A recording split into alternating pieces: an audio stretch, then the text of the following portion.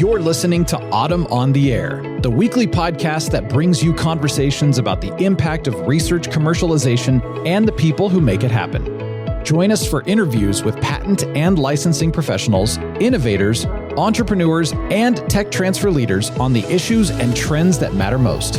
Keep listening for an inside track on the people, IP policies, and politics changing our world. Welcome to Autumn on the Air.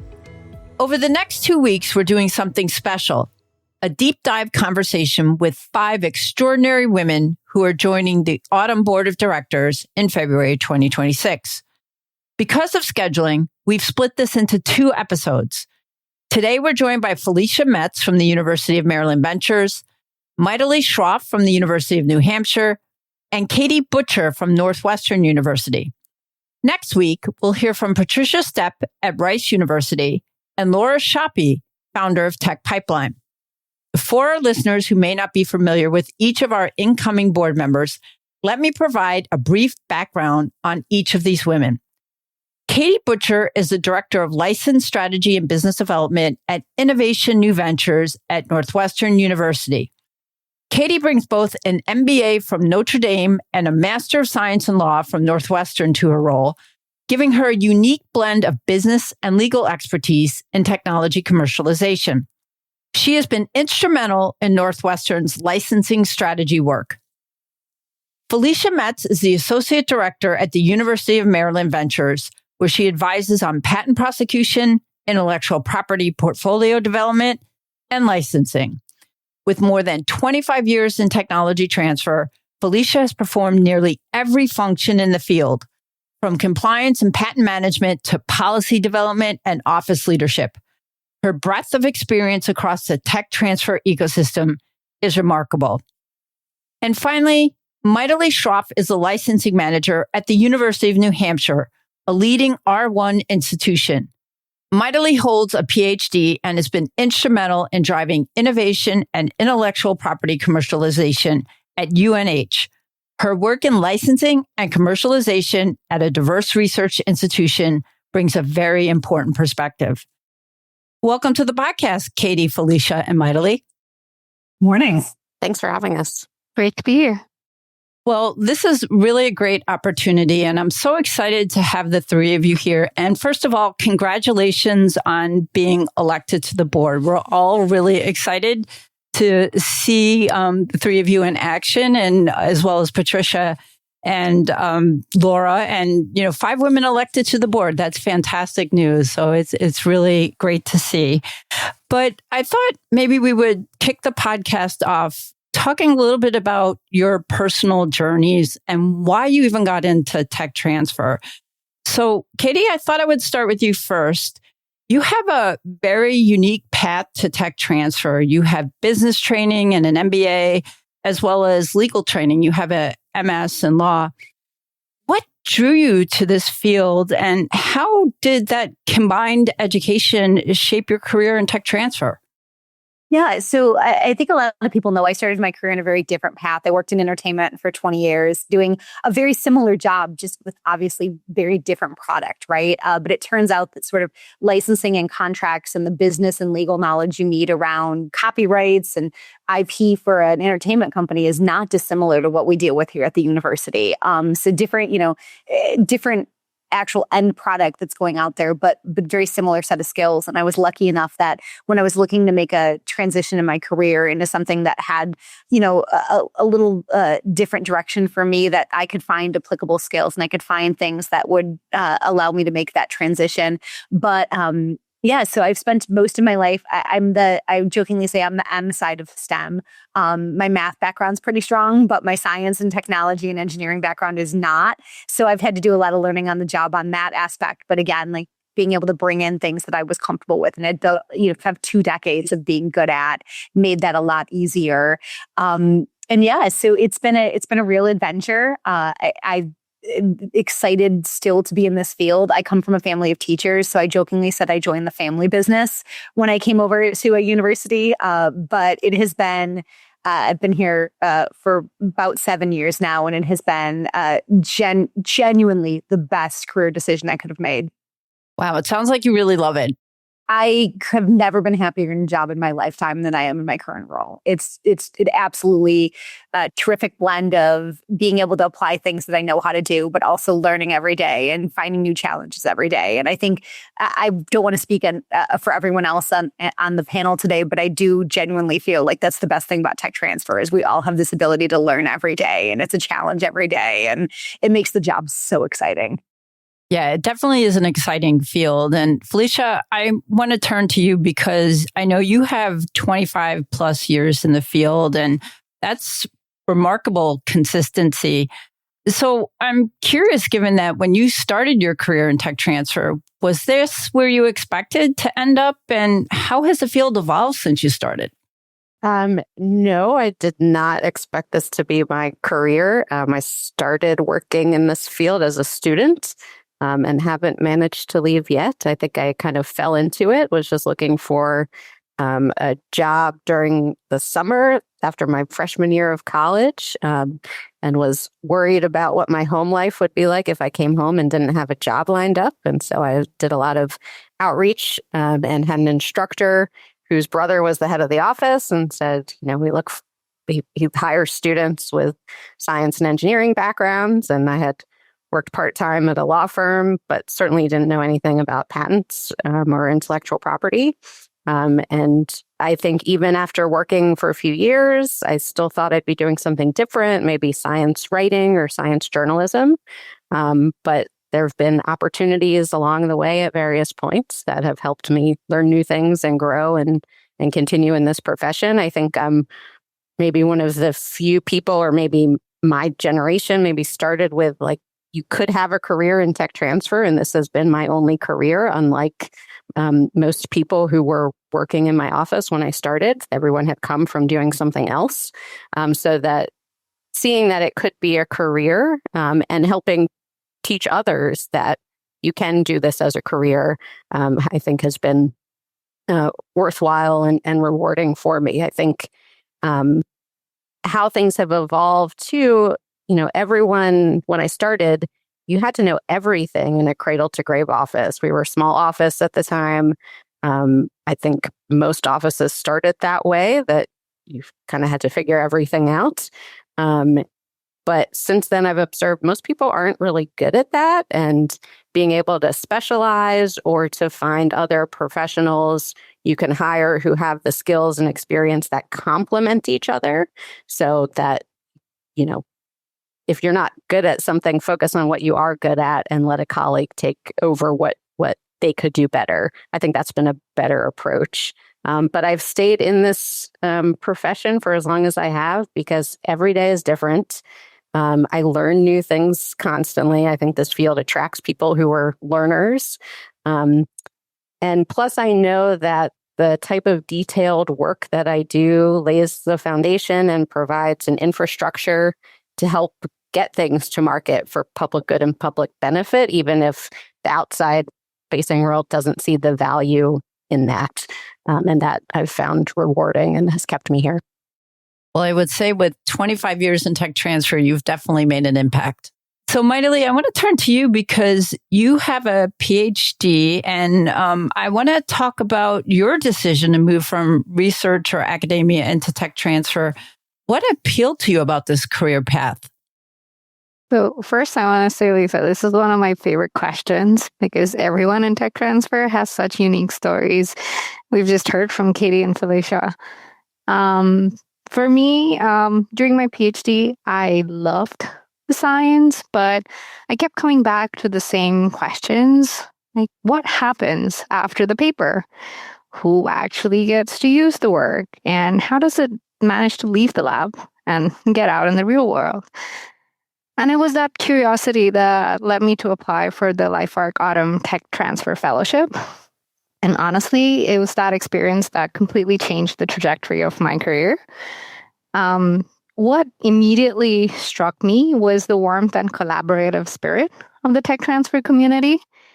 People were so incredibly generous with their time. They were open about their challenges and were genuinely invested in helping each other succeed.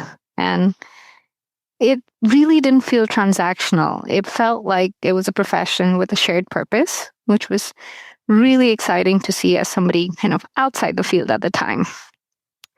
And so through that fellowship and just simply talking with people at autumn events, I started building relationships. And one of those conversations eventually turned into my first full-time role in tech transfer.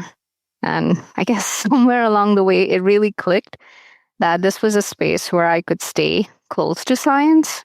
I could help ideas really move into the world and also be part of conversations that shape how all of this happens. And it's that combination that what drew me in and still what keeps me excited about the work every day. And kind of echoing what both Felicia and Katie said, it's exciting to me that no 2 days are the same. I know sometimes it can be unnerving for a lot of people, but I get energized from that. So. And I want to just echo what you said about people being collaborative and working together. That's one of the things I've noticed in the almost 6 years I've done this podcast, is that everyone is very welcoming and very willing to assist one another in whatever way they can. And it's a very unusual community in that regard. You don't see that across a lot of other professions. Not at all. So one of the things in listening to the three of you that's readily apparent is that you each came into tech transfer through a very different door. And again, I think that's one of the great things about it, right? It's, goes back to that collaborative spirit. It's kind of an open kind of profession where you don't have to be in a strict, rigid, model or degree or whatever it is. So there might be listeners who are out there who are thinking about going into tech transfer, but they're really not sure how to break in. What advice would you give in terms of, we heard here, you don't necessarily need to have a specific background. Do you think there's room for people with all kinds of diverse backgrounds? And maybe here, Katie, I'll start with you. Yeah, so I absolutely think there's room for all diverse backgrounds. Again, myself being the prime example, I had never worked in science and technology. I haven't taken a science course since my freshman year of undergraduate.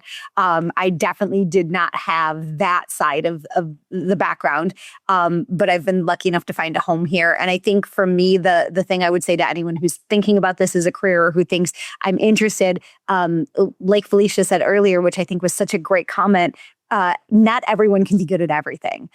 We've got some great folks in our office, and I know I've met folks from other offices too, who are really talented at a bunch of different things, but nobody is an expert in every part of this job. And this job is diverse, and there are so many elements that go into it. So my argument would be that tech transfer offices tend to need a lot of different things. And looking at what you can bring to the table and playing those things up, to me, has been a successful strategy in my own life, but I've also seen it work for other people too. You aren't the same as your colleagues. You aren't coming in with the same skill set or the same background, and being able to figure out what differentiates you, how you can apply it to the problems in a tech transfer office, and how you can find, kind of creative and innovative solutions.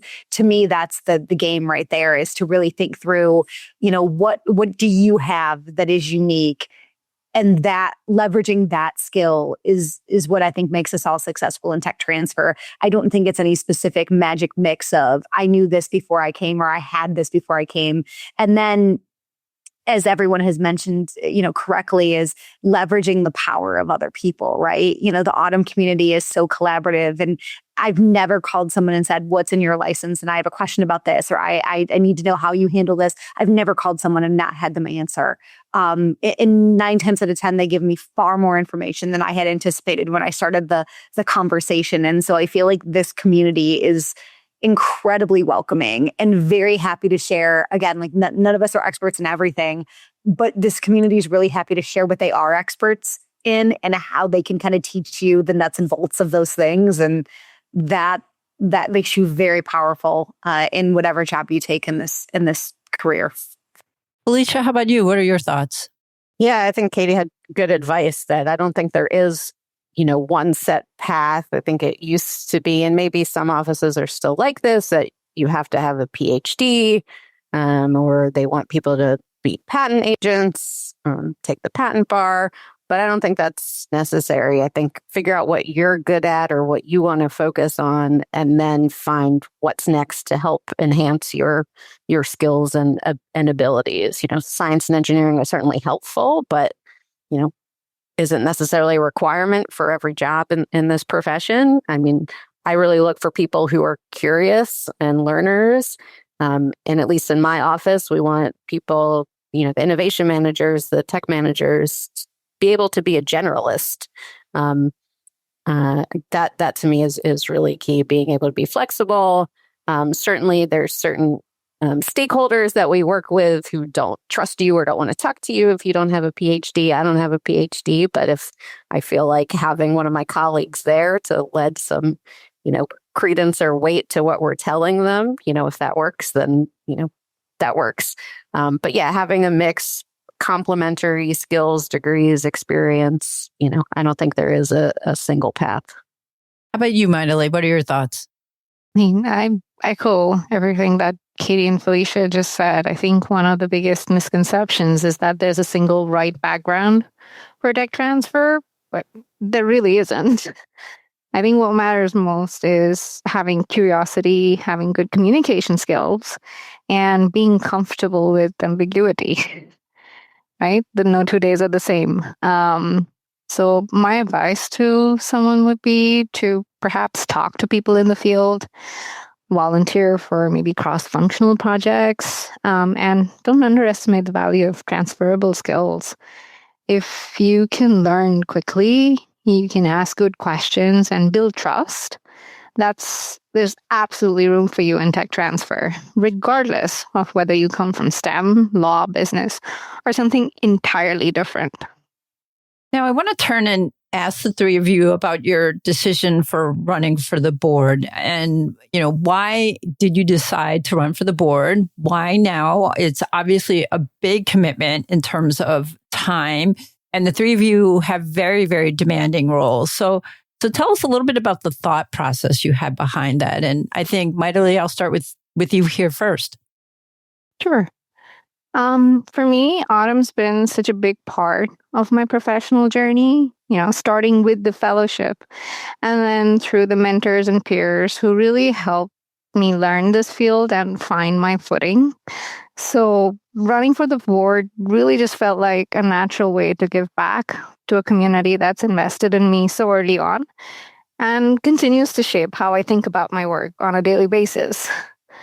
And it also feels like a really important moment for tech transfer right now. There's a lot of change going on, around funding, policy, new technologies like AI. And those changes don't really look the same everywhere. Different institution types, career stages, and lived experiences all see these changes very differently. So what I'm hoping to bring is a grounded day-to-day perspective. Someone who's in the trenches dealing with these questions in real time, and a real commitment to making sure that different voices and experiences are part of how we figure out what comes next. Katie, how about you? I thought about the fact that about 50% of my office, and I suspect that's probably true across the board, about 50% of my office is a non-science or STEM background, right? That's operations, it's the folks doing sort of the business work. And that's always been the thing I've been lucky enough to get to do at Northwestern, is I get to bridge kind of both sides of our office.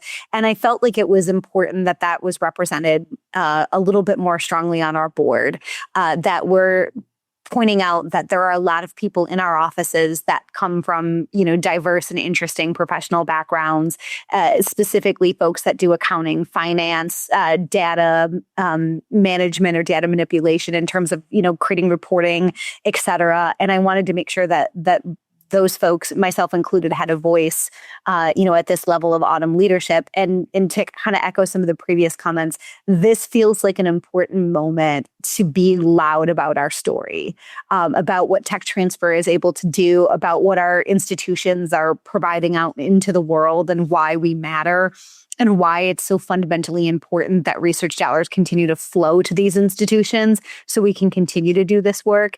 And it felt like this was a great time to sort of be part of this process. I'll also kind of echo the fact that Autumn has been instrumental for me. It gave me an opportunity to meet new folks in the tech transfer space. It gave me an opportunity to have that kind of list of people I can call on when I have questions, which makes me much more valuable to my institution. And I was able to kind of serve in other volunteer roles throughout Autumn, throughout the last several years. And I really felt like this was the next logical step in terms of continuing to give to a community that's provided so much to me. How about you, Felicia? Tell us a little bit about your thought process for running for the board. Yeah, I don't know if I can state it as eloquently as Maithili or Katie did, but I really felt like there's so many threats to the higher education landscape now and threats to the rule of law.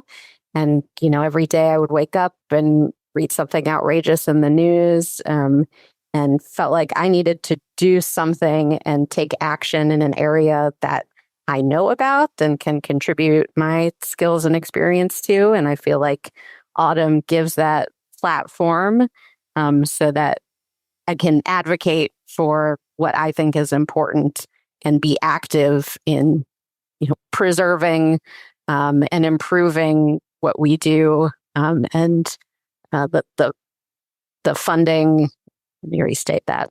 I think being able to advocate for what I think is important is key, and Autumn provides that.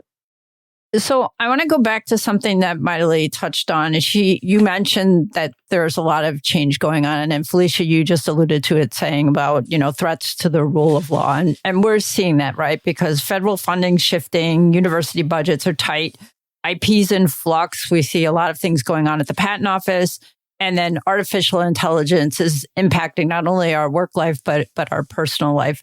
So there's a lot of changes and challenges, but there's also a lot of opportunity right now. Whenever there's significant change, there is. So I want to get each of your perspectives to see what you think are, some of the biggest challenges facing tech transfer right now. And maybe this time, Felicia, I'll start with you. I think for challenges, brain drain with researchers being able to attract and retain innovative entrepreneurial researchers. I mean, that's so important and key to what we do. And the loss of that will be a loss of so much, in the near future and long term. And certainly uncertainty in funding models. Though, like you said, I think there is opportunity then to be creative and figure out new ways of funding research, funding our offices, and providing a basis and support for tech transfer. Maithili, how about you? What are your thoughts? I think in addition to what Felicia said as well, I think kind of keeping up with all of the changes as well and how they constantly impact the work that we're doing. Constantly being in a state of flux and uncertainty doesn't help establish strong relationships or strong sort of foundations to get things out of institutions and into the market. So kind of keeping up with that, maintaining your composure, keeping up with all of the different regulations, changes. I think that's challenging. So also for, institutions like UNH where we have to be really strategic in prioritizing impact and being creative with partnerships because of limited time and resources available to us. I think kind of combining all of those things together, I think is one of the challenges in tech transfer right now. Justifying your existence is never easy when you're kind of put in that position, but I think having the support of Autumn and the community, everybody kind of rallying together and providing that strong service mission to the researchers and to the community as a whole does help. We're all in this together, and that helps kind of make each day pass slightly easier than it would have been otherwise. Yeah, I think that's a good way of saying it. And Katie, I want to turn to you and see, from Northwestern's perspective, what kind of pressures or challenges are you guys seeing? Yeah, I think there's a lot. To put it quite simply, there's a lot of, everyone's mentioned there's a lot of change. There's a lot of things in flux right now. So I think from a practical standpoint, a day-to-day standpoint, the biggest thing is making sure we're staying on top of everything, right? As things change, ensuring we know what regulations are going to impact us, what modifications are going to impact us, and how we can somehow be proactive about some of these issues. We know, for example, that we need to think about research security a lot more than we did 10 years ago, sort of going forward. And so that's a constant conversation in my office. Budgets are more of a conversation than they used to be. But I'll be honest, we're a big office at Northwestern, or considered a big tech transfer office at Northwestern, but quite frankly, probably not as big as we should be, right? In a perfect world, we'd have an even larger staff. In a perfect world, we'd have a little more specialization in some places, but we don't have that opportunity. So I think we've always had the privilege of having to think about how we can do more with less. And so that's more true right now than it's ever been, but I think that's always been part of our spirit and part of our character, which has helped us tremendously during this time. But I also look at it as this is an amazing opportunity for tech transfer offices, especially at institutions that are having to really face, larger institutions or institutions that are specifically facing certain challenges. We are a revenue generating office to some extent, or at least we generate some revenue, whether it's offset by our expenses or not is sort of depends on the year, right? But we solve some of our own financial problems by creating some revenue opportunities. That's a really nice feature to have right now when the university is thinking about, how it spends money and how it places dollars in places. I think the other advantage we really have is this is a great time to tell our story as the world is looking to universities and saying, what are you doing with this federal funding? What are you doing with these research dollars? Why do you matter? What is important about you? Tech transfer is at the center of that conversation, right? Because we are the obvious answer to, well, this is how these dollars create real world impact. This is how this money translates into cures, new products, new opportunities for the general public, et cetera.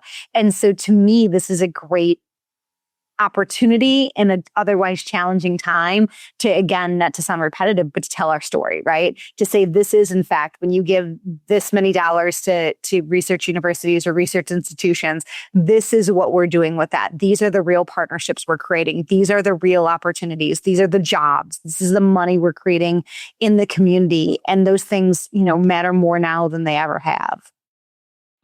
Steve Sisolka was just on the podcast, and one of the things he said, going to your point about telling a story, is that tech transfer offices really aren't good chest thumpers, that they need to be bigger chest thumpers and get their story out, to your point. And I think that has been a problem for tech transfer for a while. We had Kate Zernicke on the podcast last year, who's the granddaughter of a scientist.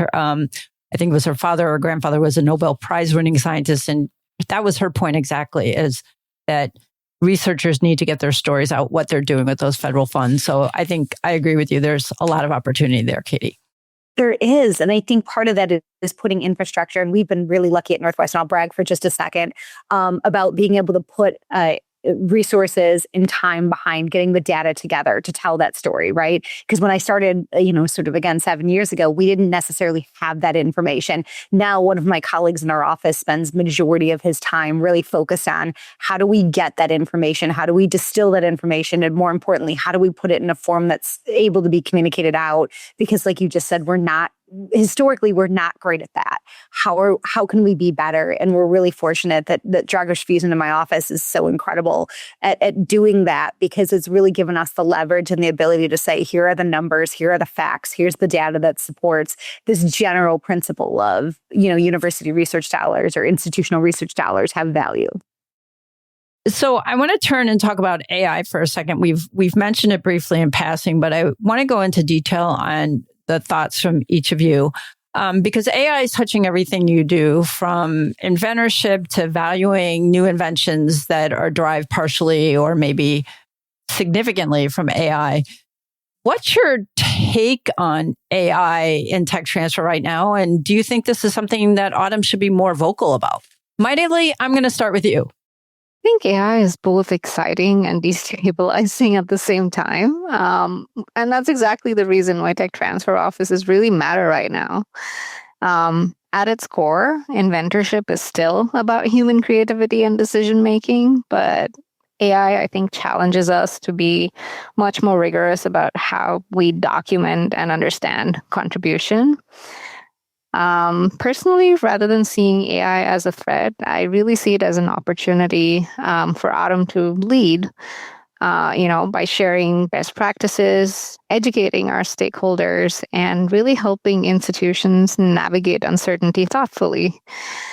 We don't need all the answers yet, but we do need a shared framework for asking the right kind of questions. Felicia, how about you? I always think it's helpful when organizations like Autumn or Koger put out guidance documents.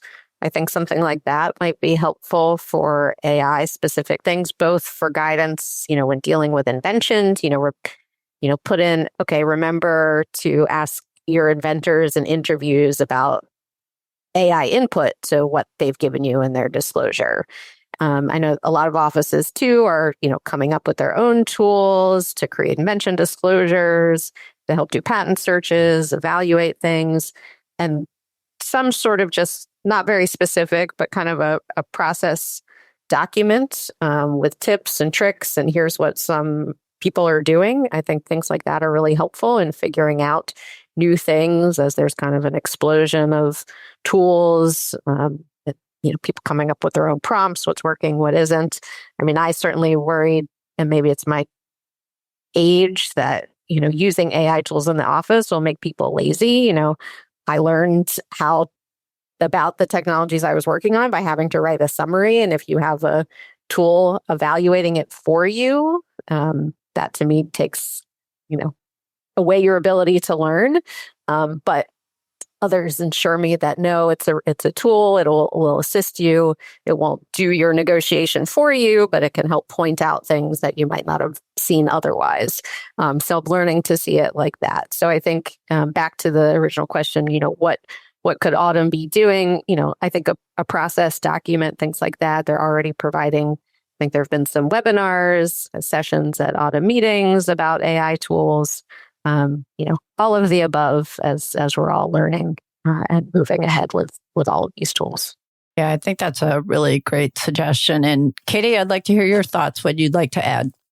Yeah, I'll kind of echo and say that I think right now our peer community is more important than ever, right? Because sort of having not to say we all have to deal with things the same way, but having the ability to sort of tap others' expertise on how are you managing this? What is the best way to look at invention disclosures that involve AI components, et cetera, I think is really valuable. So right now, kind of that collective brain is going to be better than our individual brains. And Autumn, I think, can be a real source of knowledge in that quest. Additionally, I'm also, again, my personal experience is that I come from an office that is big, but would like to be larger. In a perfect world, we'd have more people, right? And I did a little informal survey at a panel I was leading at Autumn U several years ago, and sort of raise your hand if you think your office, could use more people. And I think 95% of the room was like, yes, our office is probably understaffed compared to what we genuinely need to kind of fulfill all of our goals. And so I'm looking at AI. And again, I'm lucky that I work with colleagues and mentors that are really good in this space. But I'm looking at AI as being exactly that. Like maybe we can plug some of these gaps. It's not going to replace the need for everyone in our office. Like I don't feel AI is taking jobs. I do think there's always going to be that need for human oversight and human involvement. But I do see it as being, well, maybe we can be a little more efficient. Maybe we can be a little more productive and a little more effective. And for us as a team that is trying to cover so much ground with, few resources, everything is helpful. Anything we can automate, anything we can create an easier path towards, for example, in our office right now, we're trying to figure out taking our license agreements and entering them into our system of record. Can we automate some of that? Is it possible so that the person who is in charge of that function is no longer literally taking each piece and manually inputting it and copying and pasting, but is it possible to have that sort of summarize and create the record and then have that person focus their time on, let's edit, let's, kind of check this, for a quality control step. Things we're not really doing right now because we don't have the person power, but could do with the help of AI. And so I think those kind of time savers or shortcuts are what we're looking to as helping us provide better service and better support to our constituency. So now I'd like to switch gears a little bit and ask the three of you what you're hoping for. Where do you want tech transfer and Autumn to be in 5 years? And what's the vision that most excites you? I think for where we'd be in 5 years, I think figuring out better ways to educate and inform the current administration plus the greater public about what we do, our real return on investment. I think that is a big overarching goal. I know personally, I'd like to be better at telling the story. I'm always so busy doing the work. It's hard to tell the story, like you mentioned. Steve's comment about we need to be chest thumping and sharing what we do. And I think that's hard for a lot of us. So I think that's a good goal, and I think doable at figuring out how we can get there in the next 5 years. Katie, how about you? I completely agree with that statement. I think the vision is very much that we have a greater presence both within our own institutions. I would love to see, we have terrific leadership at Northwestern. I would love to see the voices of the people I work for kind of be more present in some of the greater university decision making. And I think this is a great time for tech transfer to have that opportunity, to sort of be a bigger player at the table in wider institution decisions. I think this is also a great time, as was just mentioned, I think this is a great time for us to be part of a bigger national conversation and really international conversation about why this system matters and why this type of research. I talk a lot about in my own kind of conversations with people outside of the academic or outside of the research world about how this is the one place where we can still take big risks. This is the one place where we can still embrace big challenges, and we are not expected to report immediate financial results to a set of stakeholders. Again, it does matter that we, make good financial decisions. It matters how we apply our resources. We should be doing all of those things on a day-to-day basis. And that's what I spend a lot of my time trying to think about how we can improve at Northwestern. But at the same time, this is the realm in which we can do kind of crazy big things and not be expected to return a profit to our shareholders, or not be expected to have certain goals we have to hit for the quarter call. And that is unique. It is special. It matters. And again, I think we are such an instrumental part in telling that story and being part of that story, that this is my vision in 5 years. Is I hope that there's a greater awareness of that there is a greater opportunity to say, this is the one place where you throw a lot of money in and maybe it doesn't work, and that's okay. That the not working is part of our purpose, that the trying new things and failing sometimes is part of our purpose, but we are the only space in which this is still being done kind of on a big level. And it's really exciting. And I hope the world kind of continues to see more and more of that as we move forward. Absolutely. And Maithili, I'd like to get your thoughts as well. Yeah, I think kind of ties the two things that we've just spoken about, being able to tell your story well. I think because there's a lot of emphasis and focus on that right now, we're being more strategic about developing an effective framework where we're not just talking about return on investment in terms of dollars earned, but, there's workforce development, there's attracting collaborations from industry, from external entities. There's, the broader economic development that happens as a result of tech transfer. So kind of doing all of that, using platforms like the Better World Project to tell your stories. I think we're getting more intentional in the way we're framing the work that we do and the impact that we have, not just locally, but regionally and nationally as well. So I hope that helps tech transfer continue to be recognized as a strategic function, and one that's engaged early on and consistently, even from the time of research planning, innovation strategy, or any kind of policy development. So my hope for Autumn is that I hope it continues to be an organization that not just supports its members, but also continues to elevate the profession's voice, right? Whether it's at your institution, at your region, national, or an international level. I think IP professionals should be helping shape how these innovation systems function. And if AUTM can help each and every one of its members show up confidently in those spaces, that's a future I'm excited to help build. Well, as the podcast comes to a close, I thought I would do something a little different this time on the podcast, something new. So you guys are my guinea pigs, to ask each of you a quick closing question. No need for long answers, just kind of your gut response. So Felicia, I am going to start with you. Is there a tech transfer success story that has stayed with you? Something that made you feel like this work really matters?